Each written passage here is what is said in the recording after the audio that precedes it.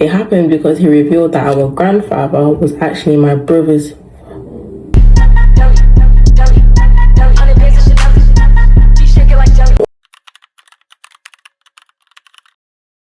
Hey, we're gonna be reading some wild family confessions. I ain't even gonna hold y'all. I don't have an intro, but if you like watching my videos, let me know and I'll continue to make some more. Even if you don't, I'll still continue to make some more. So let's go. The question is, what is your family's darkest secret? Was there a deathbed confession? This person said, my dad learned as an adult that his father, who he'd known as his dad his entire life, was not his biological father. But that's not the crazy part. After my grandmother died, my dad asked me to see if I could find anything out about his biological father online. Popped a few details into Ancestry and very quickly found a marriage certificate showing a marriage that had happened before my grandfather. Then I found another, then another. My grandmother had been married not once before, but 3 times before she eventually married my grandfather. And she kept them all a secret. We don't even think my grandfather knew about the first 2. This was all in the 40s, spanning several states, and we weren't able to find divorce paperwork for all of them. So it's quite possible she was legally married to several other people. Granny was outside. She was outside. That is insane. Imagine being married to somebody and not knowing that they were married previously before. Not even once, not twice, but 3 rascal times. 3 times. That's a deep and dark secret to keep. I wonder why she didn't tell them though. Because if it was just one, you could try and give reasons like maybe was it a forced arranged marriage, but 2, 3 at that point. No, Granny was outside for real. 3 marriages. I wonder how old was she when she married his grandfather? This person's grandfather. Because to have 3 marriages before that, there should have been some time, some history. Anyway, Granny was outside, that's all I can say. I hope your granddad and your grandmom had a healthy marriage, despite the fact. Next confession. My dad used to take me to an old veterans bar when I was a kid. Some of the other members would bring their kids, grandkids as well, and I would play with one of them in particular because my dad always talked to his mom. Wait, why am I reading like I said? Sorry. One day, my dad got pretty hammered there and pulled me to the side. He leaned in and pointed to the kid. He said to me that the other kid was my brother. I asked what he meant and he seemed to realize he shouldn't have said anything and said he just was. Sorry, what? This was 20-something odd years ago. I'm pretty sure my mom knows my dad cheated, but not the extent of having another kid. I also don't think he remembers telling me. I know nothing about that kid and couldn't even recall his name. My parents are also currently the happiest I've ever seen them recently, and I don't want to bring anything up to stop that because they had some rough years. So for the time being, the only other person that knows is my wife. I'm ready. What? No, put yourself in this person's shoes. What if you're just at the park one day, your mom goes, or your dad goes, that's your brother? I'm thinking, who? That's your brother. No context, just that's your brother. And leave it at that for 20 years. Has everyone just lost their mind? Has everybody lost their mind? 20 rascal years. And he's not said pew. If I was you, I'm spilling. So top up the lip gloss to... Okay, next confession. Okay, this one's strong. Grandpa was a pedo in the family. Only my mom, the victim, and my grandmother knew. Grandmother relied on grandfather as a meal ticket, so like any good Christian woman, stayed quiet and subservient.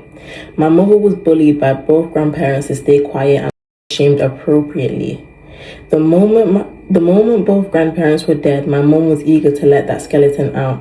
In hindsight, it definitely explains why my mom was more cautious about me and my sister being around our grandparents when we were younger, and why my grandfather was such a piece of towards us more than the other grandkids.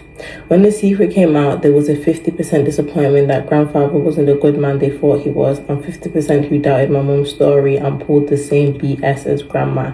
Nasty pedos.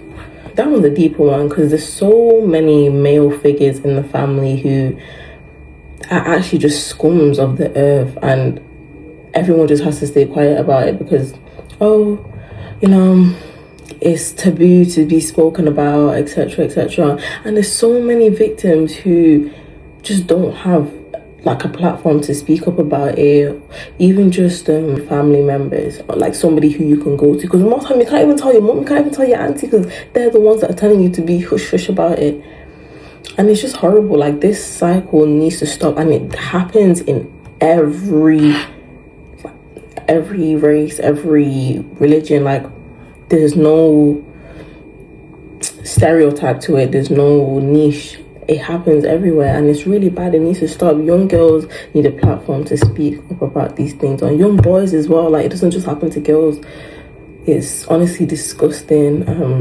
Yeah, there is a lot more to people that you really don't know about, and just be careful out here, because it's not even the people in the street. Sometimes it's the people in your house. We were going through photo albums for my grandfather's obituary, and we found some pictures of my mum in a wedding dress. That should have been the first red flag. My mother had described her wedding dress to me in detail before. My mum told them to close the album and look through the others, but she refused to tell me why.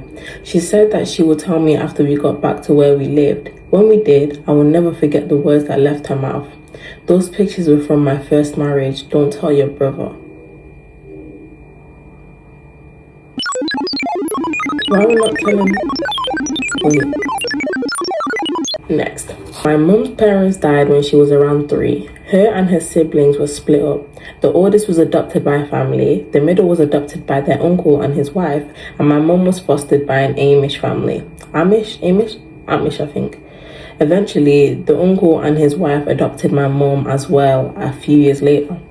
My mum had my brother at 16, me at 19. As a kid, I can remember her uncle, who we referred to as our grandfather, visiting us weekly, although he and his wife lived 40 minutes away. He only visited when my stepdad was at work, and when we would always be ushered outside and the door would be locked. Many years later, when we were adults, my brother got into a fist fight with our uncle, who was the son of our grandfather. It happened because he revealed that our grandfather was actually my brother's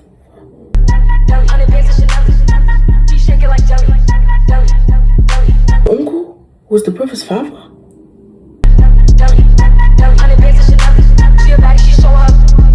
Wait. It happened because he revealed that our grandfather, who's actually the uncle, was actually my brother's father. So, suddenly, so many things started making sense in my head. I cut that entire side of my family out of my life.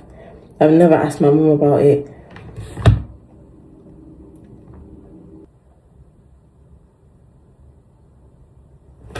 Is the sun opening up so Jesus can take me? No, guys. If that was me, I think I would leave too. Honestly, that is fair enough. This person just upped and left. I have no words. I actually have no words. Sorry, that's all I can say. Okay. My family used to be pretty prestigious. They only married within certain noble families. Unfortunately, that led to a lot of poor health in the descendants, and eventually my great-grandfather and grandfather. My great-grandfather and grandfather realized we were too sickly and ugly. They were incest. So for the future of the family, he started adopting a lot of children who looked healthy and good looking, passing them off as the children of his wives and mistresses. They would straight up go to parents and ask for their kids, and a lot of the time the parents handed them over because they thought they could be provided a better life. He also adopted the kids of people who tried to kill him, thought it was funny that the kids of his enemies would grow up loving him. My dad told me this when I asked why nobody wanted to get genetic testing to narrow down what had caused the family blindness. Turns out they are all worried the test would prove they aren't related to me, when it's obvious due to my health issues my lineage is without question. So I got the ugly inbred blue blood genes. Oh, I'm so sorry. Inbreeding is a nasty, nasty, dark thing. And like, it's one thing to think that your blood is superior, but then it's another thing to constantly mate with your own family members. That is just that's an abomination, honestly. And it's really bad on the kids because they actually do become sickly and ugly. It's like that one king, I forgot his name, was it, I don't know, one king in the Habsburg line that had a really messed up jaw and just messed up features because of like aggressive inbreeding. This is things that people have to do to survive. E.g. the people on the Appalachian Mountains. There was this one famous family who like turned blue because of aggressive inbreeding. So yeah, you gotta be careful out here. Don't accidentally mate or even purposely mate with your family members because it can get dark and ugly. All I can do is pray for you. This just made me realize how grateful I am for my family, because y'all family be messed up. Okay, so that's that. Hope you guys enjoyed it.